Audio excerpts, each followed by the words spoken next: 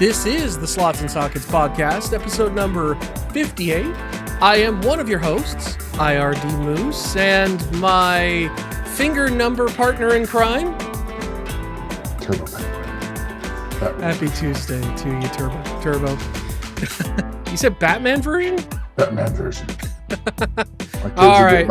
My two little ones have been into Batman. Wait, are they asking where Rachel is now? No. Okay, no, good. Because that's an old meme. I would be worried if they were.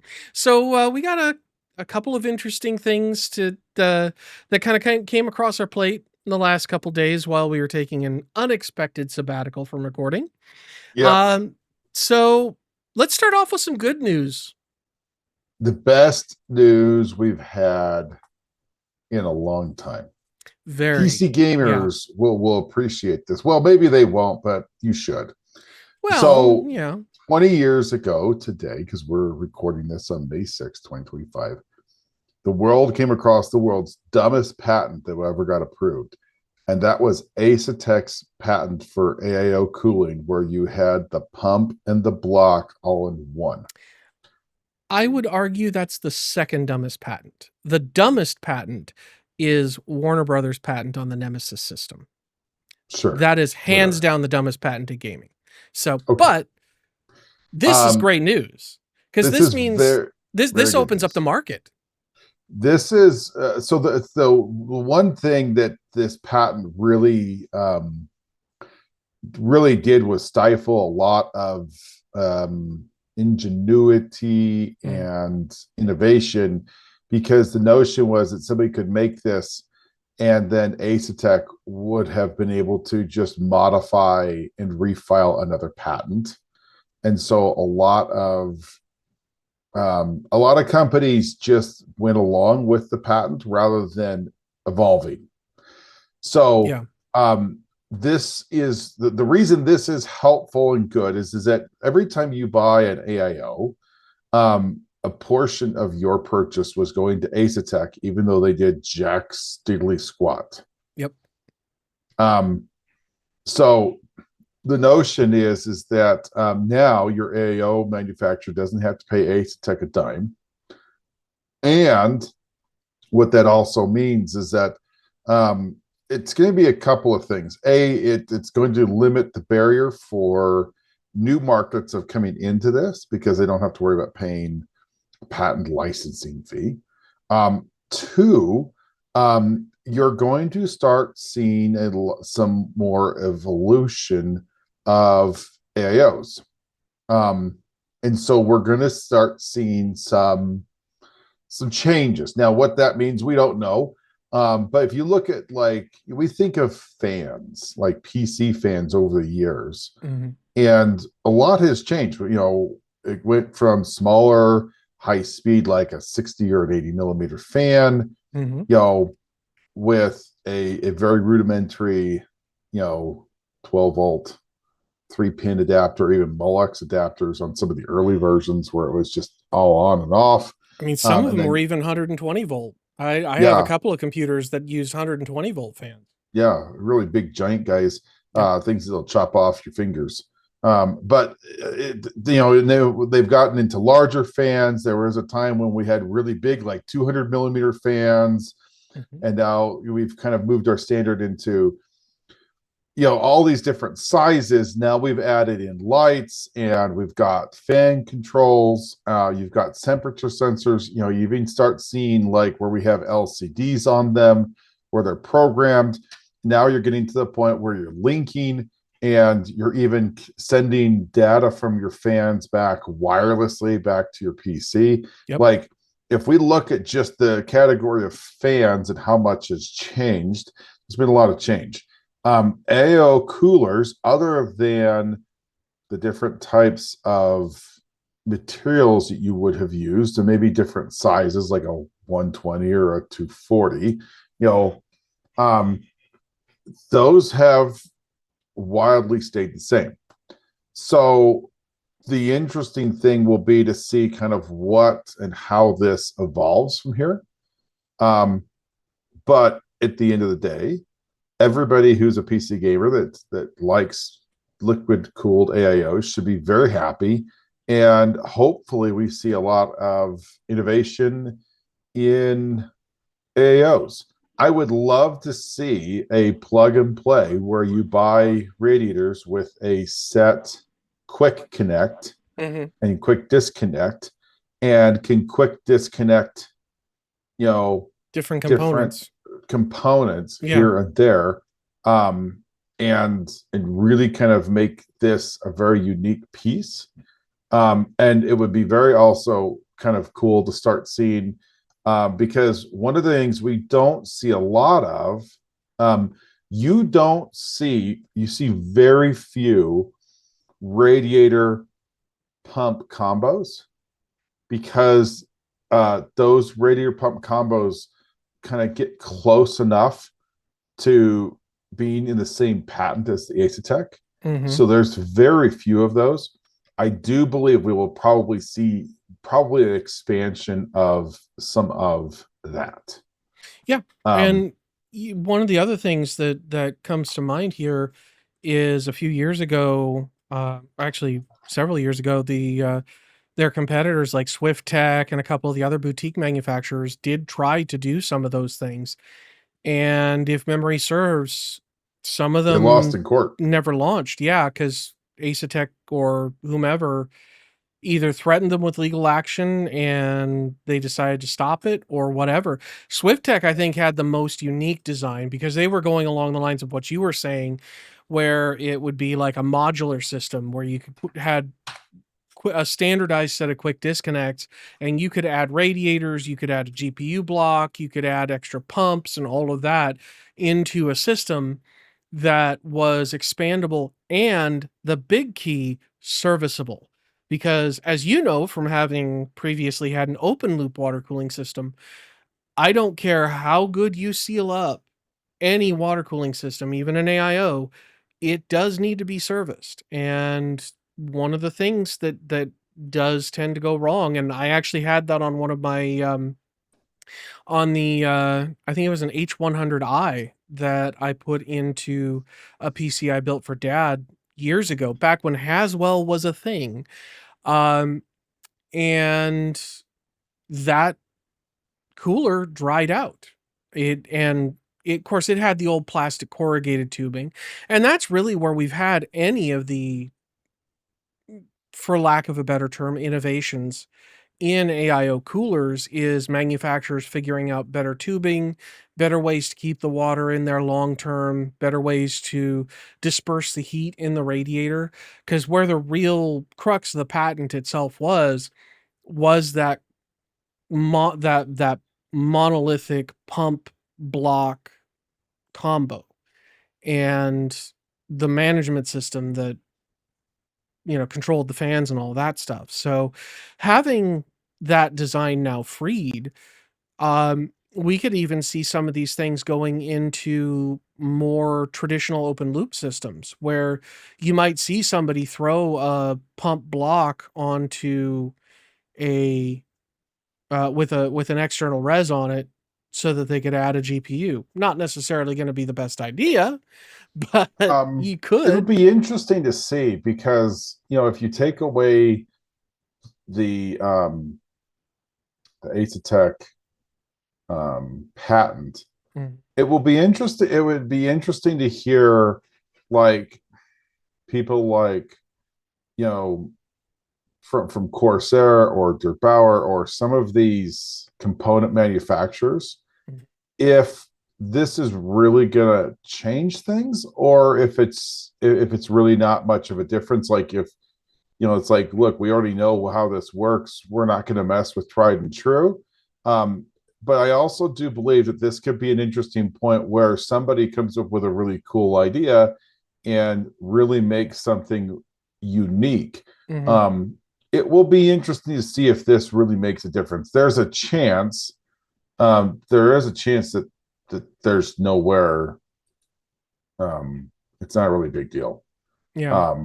But at the end of the day, I think it's a positive thing. Um, the other question is like, for instance, like, I didn't realize Swift Tech is basically not a thing anymore. Yeah, they're gone. They folded up a they're all while but ago. gone. So, um, And I think but if memory serves, it was right around the time they're like, "Hey, we're coming out with an AIO," and then all of a sudden, we don't exist anymore. yeah, so and So, Newegg has got yeah. one thing for sale, and it's a 90-degree Swift Tech uh adapter. Mm. Let's see.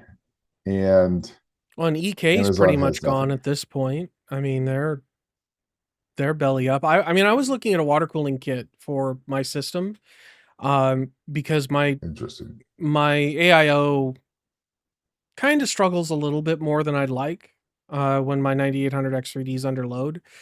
And man, water cooling is ridiculously expensive. The kit that used to be $200 from Corsair, the hardline kit is close to 600 right now. Well, okay, so when we talk about the import of tariffs, we Mhm. have to keep in mind a lot of the tariffs are going to have a bigger impact on the custom loop stuff, Yeah. because when we look at the tariffs that are coming in, regardless of where it's at, it might be different. So I think we might see cheaper pricing for some of the German manufacturers. Mhm.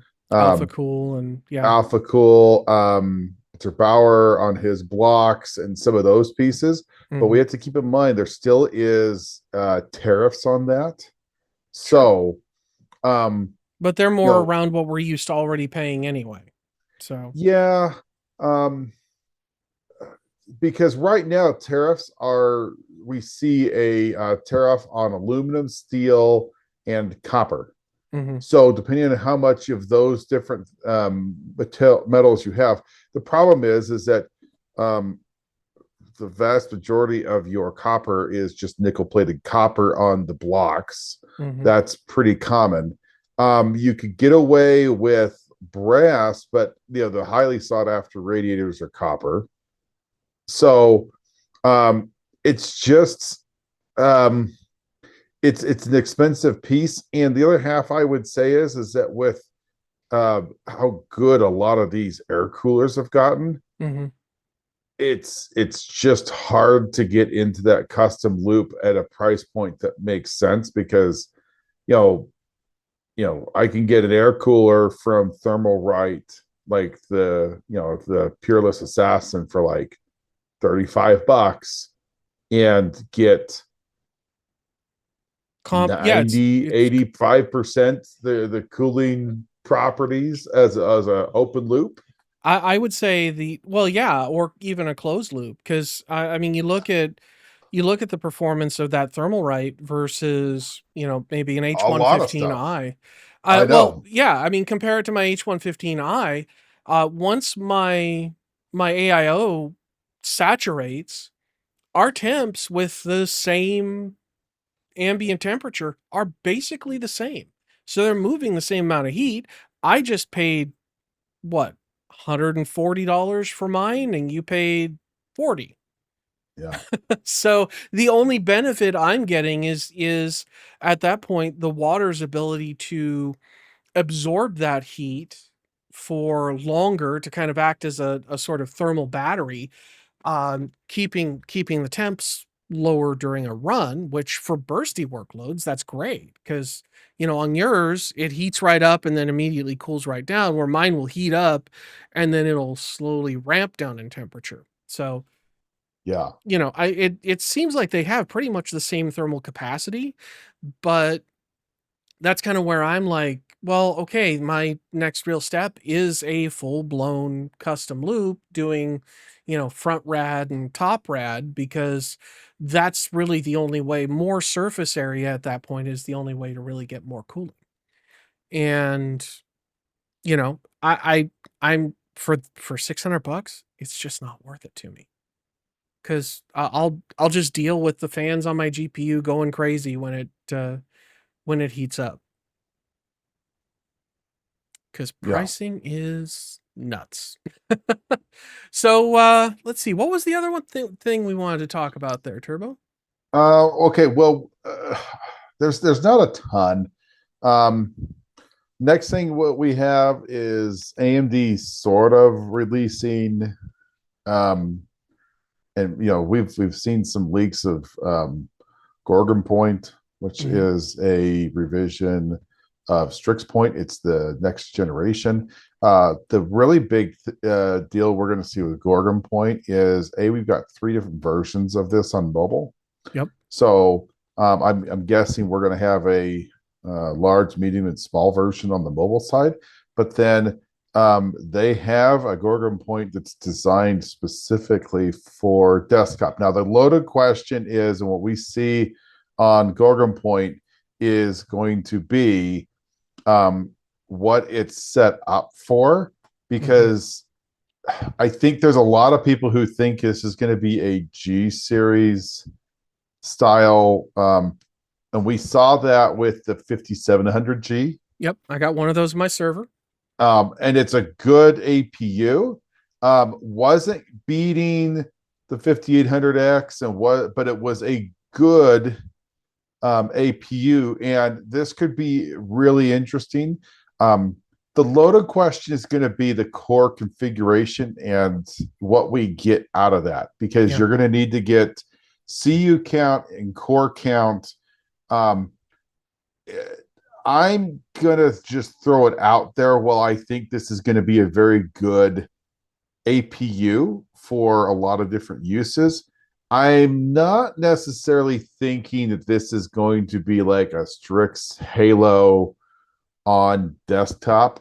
I Mhm. think this is going to be more or less probably a 812 core with probably a slightly stronger graphics than we've seen, Mhm. but we don't know a ton, and that's it. Yeah. So and I think also it will be interesting to see kind of what that looks like, because you could kind of tailor this into a kind of different versions. This has the capability of being something really, really fun. Mhm. It all depends on the configuration. If they give us like an AI Strix that has some overclocking on it, that has maybe RDNA 4 CUs, and if we were able to get, I don't know, 40, 48 CUs, very, very unique little fun little guy, could be really into that APU side, especially on the desktop. And the notion that you could have a socketed version of this. Mhm. Um, but I would caution people to say, I don't expect that, and people should not expect that that would be like where this is going to go. I Yeah. don't know. I do think it's going to be good, and I think for like home servers, um, set top boxes, NASs, like if you're looking for um, something that will probably play a good 1080p, I Yeah. think this could be really good. But I also could see, if they set this up right, this could be pushing 1440p in some respects, depending on how Potentially. strong Yeah. they make this. So Yeah. um, if they were to take a 9800X 3D and put RD and put 40 CUs and keep the X3D, and put all of that on an APU, that would be really good and really I strong. mean, there'd be an argument there for, oh, you're in the market for a 5068 gig? Here, get this CPU, get this APU, and just That kill two birds with one stone and free up uh, a slot for storage. yeah, I mean, there's some. It'll be interesting to see kind of Yeah. what that is.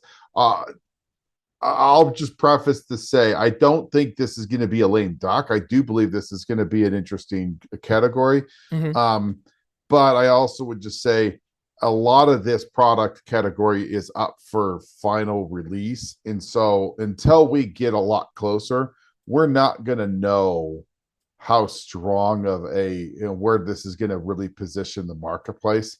Plus, let's be honest, on the CPU side and for sure the APU side, AMD is kind of their own. They don't have competition. They have none. Yeah, I was gonna Um, say, well, Intel's got stuff, but nothing that really competes on the GPU side anymore. Not with AMD. no, and I mean, I But think Intel is in for some rough times. yeah, I mean, I know they've already had it, but what was it? We came out and they said that this was in their financials that what was it? Raptor Lake was their best selling product in yeah, 2025 so far. yeah. That's that's not good. That That's no. old stuff that's expensive to make. But on the good side with Intel, the B580 outruns the 560 or 5060 8 gig. The 5060 Ti 8 gig. Ooh, even better. That I missed that detail. So this is why you don't do dumb things like release an 8 gigabyte model, Right? because you sit there and say, well, why should I? Well, you're right. You shouldn't go buy an 8 gig video card. And I would make the argument that the 9060 and 9060 XT, if they actually end up releasing an 8 gig version, is going to give wins for Intel. Although it's my understanding, because I think B580 is a current run, right? Let's see, Yep. B580. Yeah. Can you even buy those new right now? Should be able to. Should Let me be have a on look. Newegg or Nope, it's not. Amazon. B580 is not in stock in Micro Center. Let's Let's see. see. Amazon. Amazon has an Amazon. Intel branded one for 389. So they have a 570. Oh, they have a lot of 570s. So how much are they on Amazon? 389 right now. 389. Yeah, that's a better deal. So uh, you know, yeah. Actually, here's a B580, an Omnix, Onix Lumi Hmm. Arc B580, Okay. 309. There So you go. I guess if you're open to trying new manufacturers, I mean, yeah, if you're looking at that low end and you're looking at spending $400 on an 8 gig 5060, take a look at Intel. If you don't want to wait for APUs to outrun the lower end GPUs, Intel looks like it's got a good option. And, from what I'm hearing, they're doing a pretty good job of taking care of their driver pack, unlike Nvidia. Um, and unlike AMD of the past, and they're learning from other people's mistakes, which is good.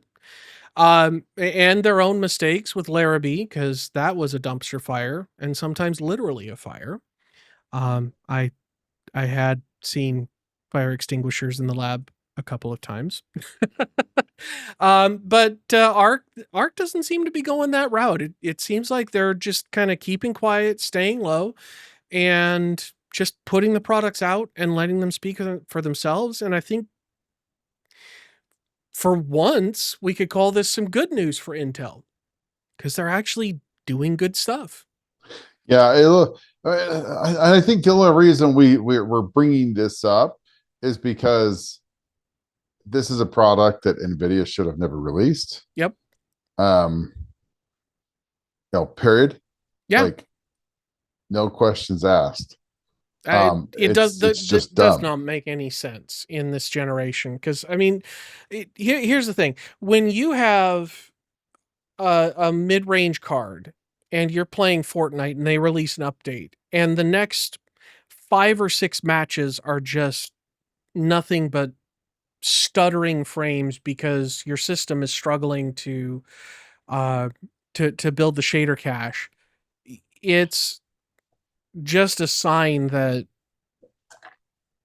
you're doing something wrong. Now, in the case of Fortnite, that's going to be an Unreal Tournament issue, and it's terrible with shaders, but it shouldn't really be that big of a problem as you move up the stack in VRAM because you don't necessarily have to cache quite as much, at least not right off the bat. all I can say, and I think that for gamers need to realize, we're so many people are hammering these 8 GB cards as something that's like, oh my gosh, how could you? Hmm. Guys, you need to realize and think about this for a second. Okay.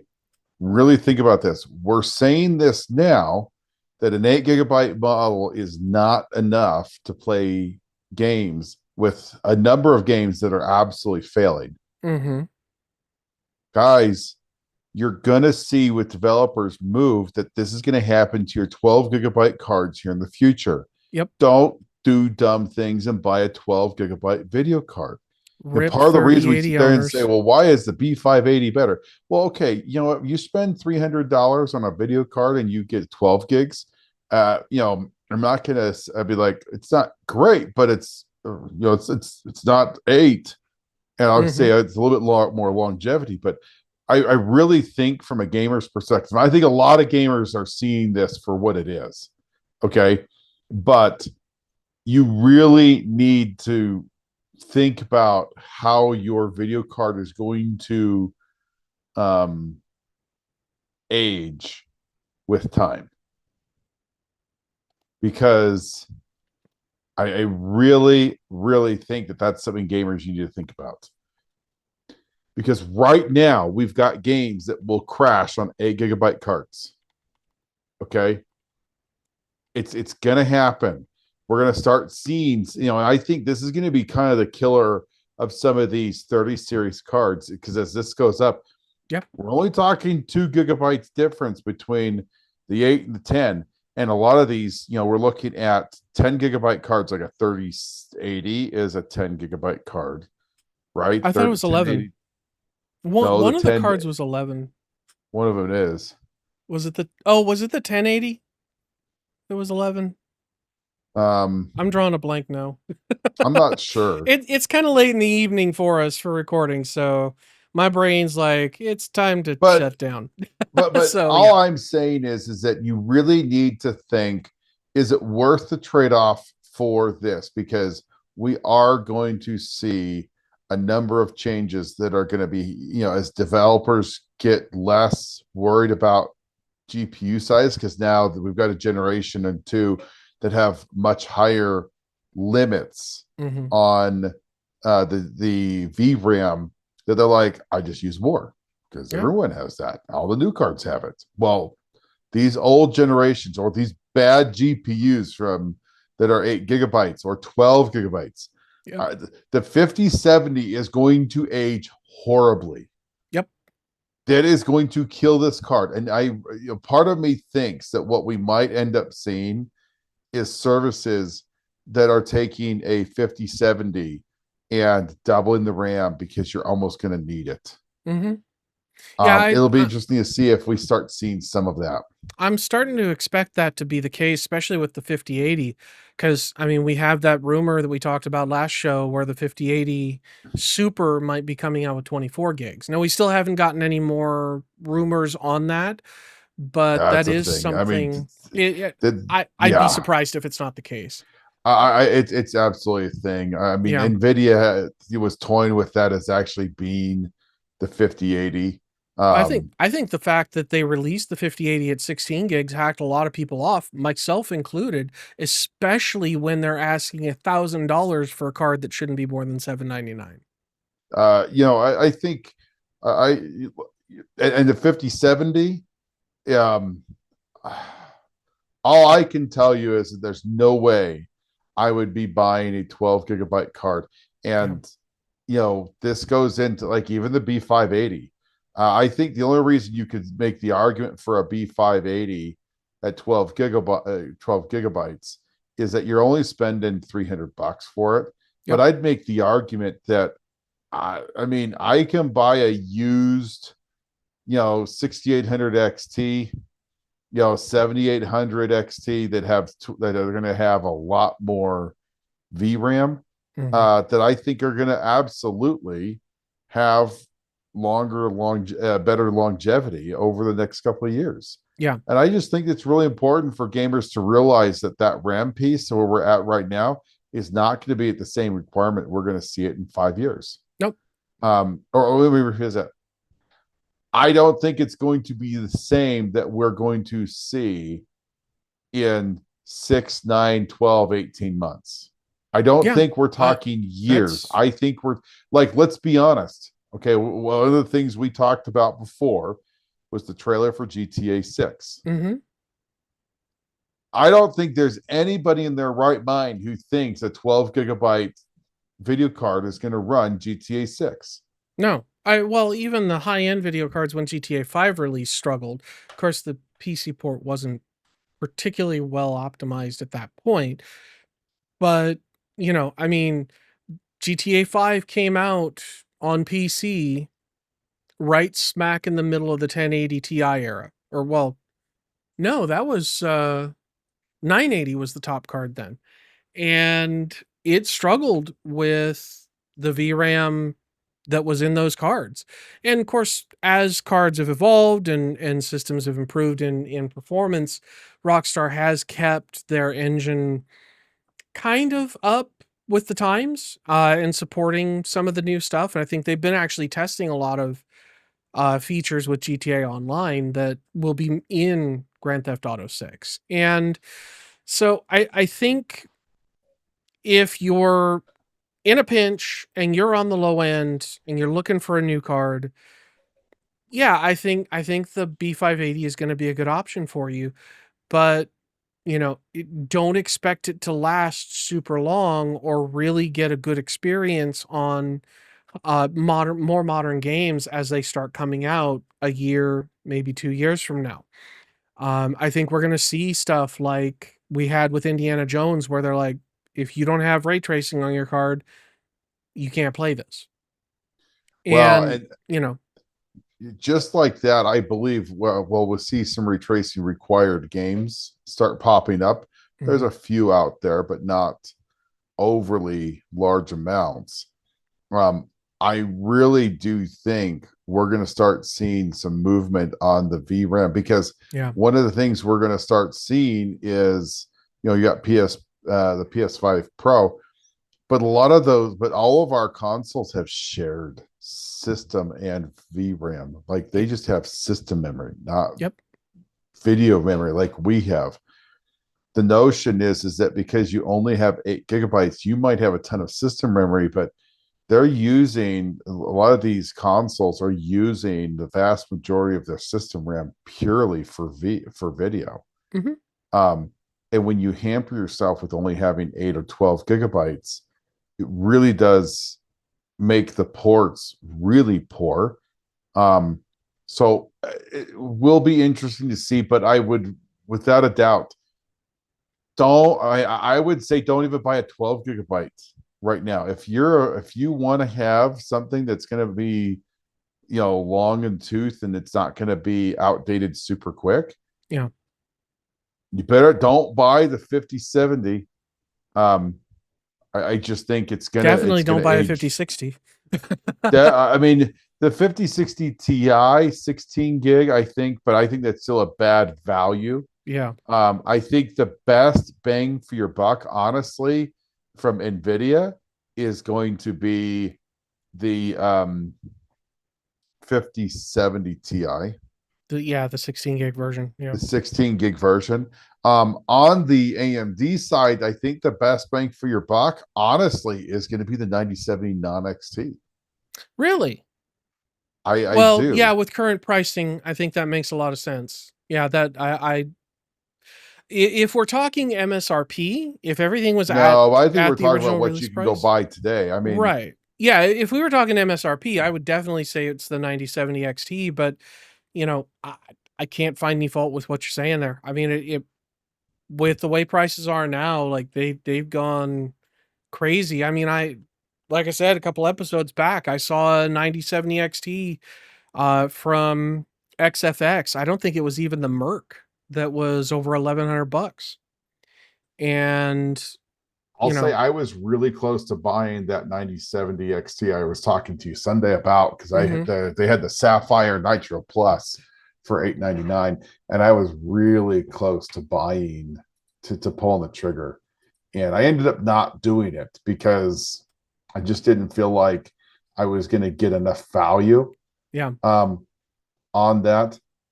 Real quick, it's just kind of our last topic here, and it's kind of a little off topic. We didn't really talk about before. Oh, okay. Um, Surprise topic. Surprise topic. We talk about tariffs and everything.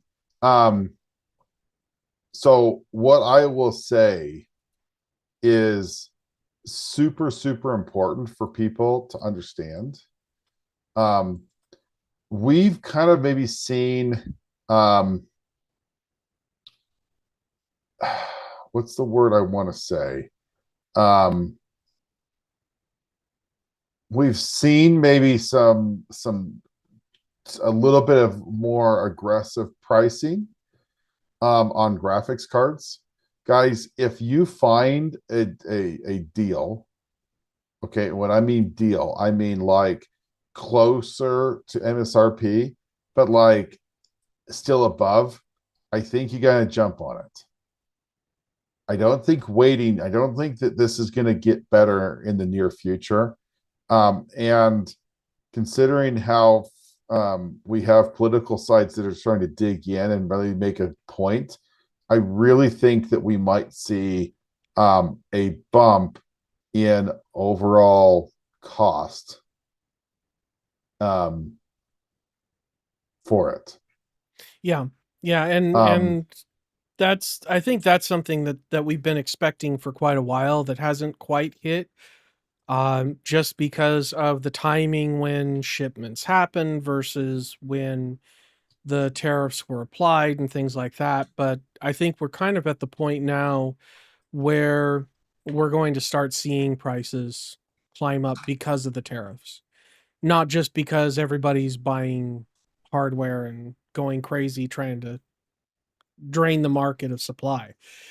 Um, but yeah, it's unfortunate, and one of the reasons I don't like tariffs is because we kind of take it in the short term. Um, but you know what are you gonna do? you know, it's not like we necessarily have direct control over that, and kind of have to unfortunately roll with the punches on those. So one thing real quick, just sure. pointing this out. I saw this. Um, Micro Center has changed how they do graphics cards. Hmm. You had to be in person and in a store to purchase them. And now, as long as you have an online account, you can buy and pick up in a store. Nice. So, for instance, right now, I can buy a 5070 Ti overclocked from, I believe this is P&Y. Yes, for $849. Guys, that is a killer deal. One you should absolutely, if you're in the market and that price point is something you're into, that's $100 over MSRP in today's market. That is awesome. Mm-hmm. But there are a lot of other cards that I could add to my cart that I was never able to add to my cart before. So look and see, because it says in store only, but now you can buy online without having to be there physically in store and hope to see what's actually in stock. So you could do store pickup, which You could that's do store pickup, and that's going to almost guarantee you a card. there we go. So really, really interesting. Here's another PNY. This is the Epic X for $899. And let's see, what else do we have here? Anything else worth noting? Here's the Gigabyte Wind Force SFF. So you're doing a smaller one. This has Mm-hmm. 8 in stock at my local store for $869. Nice. There are some better pricing out here. Unfortunately, what I don't see any AMD stuff. Mm. So you won't be That getting that is, Sapphire Nitro Plus you're anytime not going to soon. get. I mean, they have some things. They have the XFX, but all the XFX cards have been ridiculously expensive. Yeah. Um, uh, And on that note, the other thing, we've brought this up before, I am still surprised that the 7900 XTX is new and in stock. Yeah. I got I, one. yeah, I me picked too. one up, and I actually got the Sapphire Nitro, so the progenitor of the Nitro Plus. And I had been hemming and hawing about getting a 7900 XTX for a long time, and I'm glad I did, because it's 50% faster than my 6900 XT. It's just it. Yeah, I'm getting a heck of a lot more frames, and I can turn up the shinies even more, which that's why you buy a card like that. Mm-hmm. And that's kind of the boat you were in when we were talking on Sunday, because you had mentioned that, well, okay, it's kind of on par with the 7900 XTX in a lot of things, and a little bit behind in others, and most of what you do, you would see no benefit in performance, because like iRacing and things like that, it's all raster based. And so you'd basically be at best even with your current card, or potentially slightly behind by upgrading. It would be more of a side grade than an upgrade for you. It is. I think for people in that, in the where we're at on the XTX, the 9070 really is a very parallel. All I can tell you is that there are some games that really utilize the 9000 series architecture better. Mm-hmm. Um, and I think that goes into optimizations more than anything else. I think it's probably because the overall clock speed of the 9000 series is a good chunk. The clock speeds on the cores is much quicker.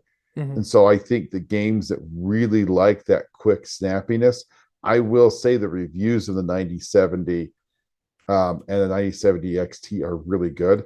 I would be very interested to get a 9070 non XT that has the XT BIOS flashed in it, because I'm Yep. hearing that the non XT with that XT power push Mm-hmm. really makes those cards super quick. Hmm. And I think that's why I say I think the non XT is probably the steal of the deal, because if you want to risk that, from what you're seeing really big jumps in performance on the Yep. non XTs with that BIOS. But Just make sure you get a dual BIOS model, because if you goof up that one of the BIOSes with the flash, at the very least, you have a fallback point. yep, Um, absolutely. And that's so not an yeah, easy BIOS. That's not an easy BIOS to flash, by the way. right. If you And look online, yeah, those are not easy. so don't do it unless you got more money than brains. Don't do it unless you're okay with having to go out and buy a new video card. Yeah, basically. So on So, that bombshell, I want to thank you for watching. We appreciate you giving us a little bit of your time this evening. And, do remember to jump down in the comments, leave us some comments, and give us a like or a dislike if you didn't like what we were saying, or you think my beard looks like I need to wash my face. Anything like that. We love your feedback. We love to hear from you. So that about covers it. And sounds good. until next time, have fun storming the castle. Good night, everybody. Good night.